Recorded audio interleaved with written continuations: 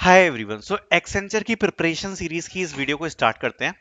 सबसे पहले मैं कुछ चीजें क्लैरिफाई करना चाहता हूँ। पहली बात तो ट्रस्ट के लिए आप लोगों को बता देता हूँ दो तीन चीजें, ठीक है। मैं एक तो कोई भी चीज भले ही मैं कम कंटेंट प्रोवाइड कराऊंगा, बट ऐसा नहीं डालता जो आउट ऑफ सिलेबस हो या जिस चीज से कुछ चीज पूछी नहीं जाएगी, ठीक है। चीजें ऐसी होंगी जो कंपनी में आ रही हैं, ठीक है। और प्रूफ के लिए कैसे कर पाता हूं मैं ये सब, मैं आपको दिखा देता हूँ कुछ चीजें। ये देखो, ये सारे स्क्रीनशॉट्स, जैसे ये कैपजेमिनी, ये देखो पूरा एग्जाम डला हुआ है मेरे पास। क्या क्या चीजें पूछी थी, एक भी चीज मिस नहीं है। पूरे एग्जाम्स रहते हैं मेरे पास, ये आप देख लो। ये प्रीवियस ईयर है ना, ये पूरा सॉल्यूशन के साथ डला हुआ है, पूरा प्रीवियस ईयर, ठीक है। तो मैं अच्छे से एक बार रीड करता हूँ कि भाई प्रीवियस ईयर वगैरह में क्या पूछा गया था। ये देख लो आप, गोल्डमैन सैक्स का डला है पूरा। देख लो आप एक एक एग्जाम में स्क्रीनशॉट के साथ, ठीक है। तो जो कंपनीज है ना, उनका सारा मटेरियल मेरे पास रहता है, ठीक है। तो उस हिसाब से ही मैं चीजें आपको प्रोवाइड कराता हूँ, और एक्सेंचर का भी मटेरियल है मेरे पास पूरा, ठीक है। तो उसी हिसाब से आपको चीजें बताऊंगा मैं। और इस वीडियो में हम एक सैंपल टेस्ट को सॉल्व करेंगे प्रिपरेशन सीरीज के लिए।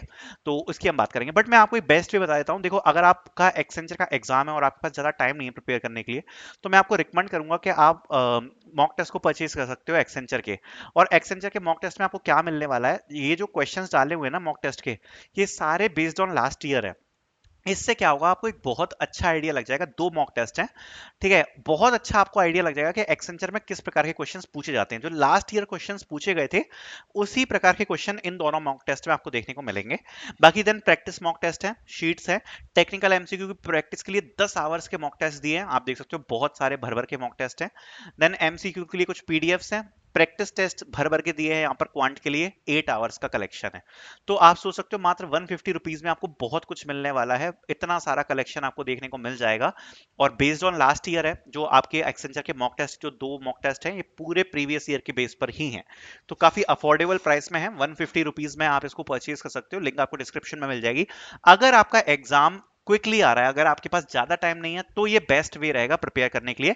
आपको एक आइडिया लग जाएगा, केवल मॉक टेस्ट से आपको प्रिपेयर नहीं करना, बट आपको एक बहुत अच्छा आइडिया लग जाएगा कि टेस्ट में क्या चीजें पूछी जाती हैं, कैसे क्वेश्चंस आते हैं, लेवल क्या होता है, ठीक है। बाकी फ्री सीरीज में इस वाली वीडियो में हम यहाँ पर एक बार सैंपल टेस्ट को सॉल्व करने वाले हैं, just to get the level. जो एक्सेंचर के लेवल है उसी के बेस के क्वेश्चंस डालें। देखो, एक्सेंचर में इजी लेवल के क्वेश्चंस आते हैं, एंड इजी होते हैं क्वेश्चंस, मतलब डिफिकल्ट नहीं होते एक्सेंचर में, राइट। अब होता क्या है कि 50 क्वेश्चंस आपको कॉग्निटिव में देखने को मिलते हैं, बट जो कट ऑफ है वो हाई जाता है इसका। तो इजी तो होते हैं क्वेश्चन, बट कट ऑफ काफी हाई जाता है। बाकी 40 क्वेश्चंस टेक्निकल के होते हैं, इसका भी कट ऑफ काफी ज्यादा हाई जाता है। क्वेश्चंस का लेवल ओवरऑल इजी होता है। एक बार क्वेश्चंस को देखते हैं कि किस प्रकार के क्वेश्चंस आते हैं। तो कॉग्निटिव में आपका English ability, critical thinking, problem solving and abstract reasoning होता है। टेक्निकल असेसमेंट में आपका common application, MS office, pseudo codes and fundamentals of networking, security and cloud होता है। तो ये दोनों आपके 90 क्वेश्चंस होते हैं, और 90 मिनट्स का आपका ये टेस्ट यहाँ पर होने वाला होता है, जिसमें 50 क्वेश्चंस आपको इसमें देखने को मिलेंगे और 40 क्वेश्चंस आपको इसमें देखने को मिलेंगे, ठीक है।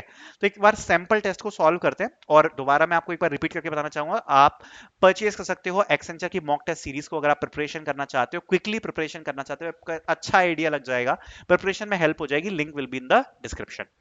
Now let's start. जो सैंपल टेस्ट है उसमें सबसे पहले 10 क्वेश्चन सॉल्व कर लेते हैं। कॉग्निटिव में टोटल 50 क्वेश्चंस आते हैं, 10 का हमने सेट लिया है टोटल। किस लेवल का आता है आपको आइडिया लग जाएगा। Starting with English, choose the correct synonym for abundant. So abundant एक वर्ड है, इसका हमें सिनोनिम पूछा गया है, क्या इसका सिनोनिम होगा। तो एबंडेंट का मतलब होता है कि कोई भी चीज अगर बड़ी मात्रा में हो तो उसको हम एबंडेंट बोलते हैं, एबंडेंट बोलते हैं। तो इसका जो होगा वो होगा प्लेंटीफुल। सिनोनिम क्या होगा, plentiful, okay. Choose the correct sentence, he don't like ice cream. तो अगर आप देखोगे तो जो इसका जो इसका सब्जेक्ट वर्ब एग्रीमेंट है, ठीक है, तो ये यहाँ पर फॉलो नहीं कर रहा है रूल को, तो ये जो अपना आंसर है ये नहीं होगा। ही डज नॉट लाइक्स आइसक्रीम, ठीक है। सो अब डज आ गया और लाइक्स आ गया, तो ये भी चीज जो है वो यहाँ पर आपस में कोऑर्डिनेट नहीं कर रही है, तो ये भी नहीं होगा। थर्ड ऑप्शन है he does not like ice cream. So क्या ये होगा ऑप्शन, यस, करेक्ट ऑप्शन आपका यही होने वाला है, बिकॉज आप देख सकते हो ही के साथ डज लगाया हुआ है, बिल्कुल सही है, एंड लाइक आइसक्रीम आ रहा है, तो बिल्कुल जो इसका सब्जेक्ट वर्ब एग्रीमेंट है वो बिल्कुल सही होने वाला है, क्योंकि डज नॉट के साथ जो है आपकी बेस वर्ब आएगी, और बिल्कुल ये सही से यूज किया गया है। If all roses are flowers and some flowers fade quickly, which of the following is true? If all roses are flowers, okay, and some flowers fade quickly, okay, तो अगर कुछ जो सारे रोजेस हैं वो फ्लावर्स हैं, एंड जो flowers हैं वो फेड हो जाते हैं क्विकली, ठीक है, जो फ्लावर्स हैं वो फेड हो जाते हैं क्विकली, तो यहां पर कुछ फ्लावर्स अगर फेड हो जाते हैं क्विकली, लेकिन कुछ तो रोज हैं, ठीक है, केवल जो सम फ्लावर्स हैं वही तो यहाँ पर फेड हो रहे हैं क्विकली, बाकी तो बचे हुए जो फ्लावर्स हैं वो सही है ना। तो इसलिए यहां पर क्या यूज करेंगे हम, यहां पर होगा all roses fade quickly, no, ऐसा तो कहीं नहीं लिखा। Some roses may fade quickly, yes, this would be our answer. No rose fades quickly, ये भी नहीं होगा, and roses are not flowers, ये भी नहीं होगा। तो इसका ये जो लॉजिकल क्वेश्चन है इसका आंसर होगा सम रोजेस में fade quickly. Okay. A train leaves station at 10 a.m. traveling at 60 km per hour. Another train leaves station B at 11 a.m. traveling at 60 km per hour. If the distance between A and B is 180 km, when will the train meet?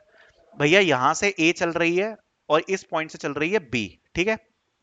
अब ये कह रहे हैं कि जो train ए है वो 10 AM पर स्टार्ट होती है एंड 60 किलोमीटर पर आवर चलती है, मतलब एक घंटे में कितनी चली, 60 किलोमीटर चल गई, ठीक है। अब ये कह रहे हैं another train leaves station B at 11 AM, तो 11 बजे ये चली है, travelling at 80 kilometre per hour. तो 11 AM पर अगर आप देखोगे जो ट्रेन ए है वो यहाँ पर 60 किलोमीटर चल जाएगी, ठीक है। अब जब 60 किलोमीटर चल गई उसके बाद यहाँ पर इस पॉइंट से यहाँ पर आपकी ट्रेन चलना चालू हुई। अब 60 किलोमीटर की स्पीड से यहाँ की ट्रेन चल रही है और बी वाली जो ट्रेन है वो 80 किलोमीटर की स्पीड से चल रही है। अगर आप कलेक्टिव स्पीड देखोगे तो it is 60 plus 80 which is 140, मतलब 140 की स्पीड से जो ट्रेनें हैं वो आपस में आ रही हैं। If the distance between A and B is 280 kilometre, when will the train meet? तो जब ये 60 किलोमीटर चल गई A, फिर B चलना चालू हुई है, मतलब A जब इस पॉइंट पे है सपोज, तो कितना किलोमीटर डिस्टेंस बची, 220, बिकॉज 280 थी, 60 किलोमीटर ऑलरेडी चल गई तो 220 बची। अब 220 की जो स्पीड है वो 140 पर आवर की स्पीड से हमें देखनी है कि कब यहाँ पर क्रॉस हो पाएगी। सो 140 की स्पीड है और कितनी डिस्टेंस है, 220, तो हम कर सकते हैं 220 डिवाइड बाय 140, तो हमारे पास टाइम आ जाएगा। तो इसको जब आप करोगे तो कितना आएगा, ये 1 पॉइंट मतलब 1.5 घंटे से थोड़ा बहुत ज्यादा निकलेगा, 1.5 आवर से कुछ ना कुछ ज्यादा ही आएगा, विच इज मतलब 12:30 से ज्यादा हो गए, मतलब 12:30 के समथिंग कुछ बाद आएगा। तो अगर इसका कलेक्टिव हम आंसर देखें तो आएगा 1 PM, अगर अप्रोक्स देखें तो अराउंड 1 PM के बाद जो है वो यहाँ पर ट्रेन मिलने वाली हैं, बिकॉज जैसा मैंने आपको बताया यहाँ पर 1.5 से कुछ ज्यादा आने वाला है, और 1.5 को हम यहाँ पर प्लस करेंगे 11 में, क्योंकि 11 AM से हम काउंट करना स्टार्ट कर रहे हैं दोनों ट्रेन की जो कलेक्टिव स्पीड है उसको। तो 11 में अगर हम 1.5 या प्लस को ऐड करेंगे तो वो 12:30 से ज्यादा ही हो जाएगा कुछ, तो 1 PM इसका आंसर होने वाला है।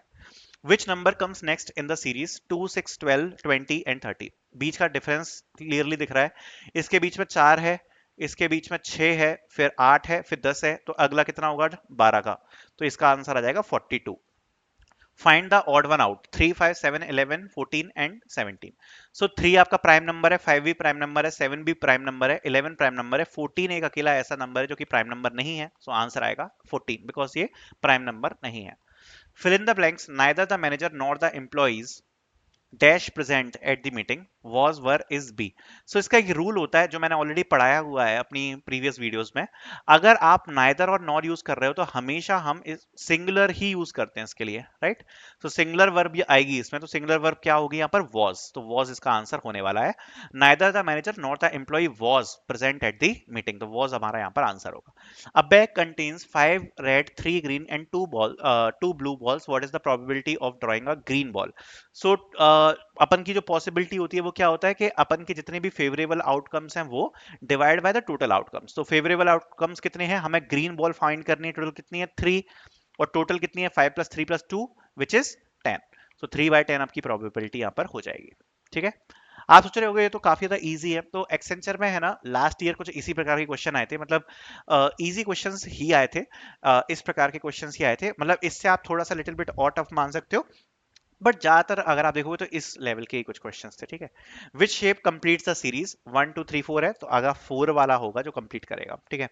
If the statement all cats are mammal is true, which of the following is false. Some mammals are cat, ठीक है, all mammals are cat, all the cats are mammal, ठीक है।